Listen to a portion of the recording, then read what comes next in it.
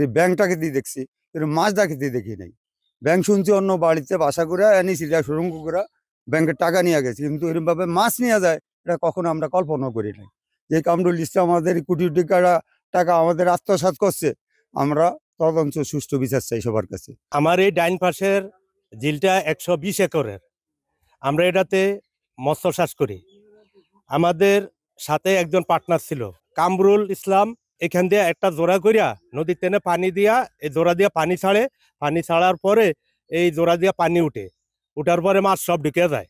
ঢুকার পরে সে প্রতি রাত্রে 10-12 সিএনজি করে মাছ বেছে। আমরা এটার খবর পাইয়া এই তল্লাশি বার করছি, এটার অনুসন্ধান বার করছি। বার করার পরিপ্রেক্ষিতে আমরা জিডি করছি এবং এলাকার গণ্যমান্য ওই পাড়ের এই পাড়ের শত শত লোক এখানে আইসে উপস্থিত হইয়া সব আমরা সাক্ষী করাইছি।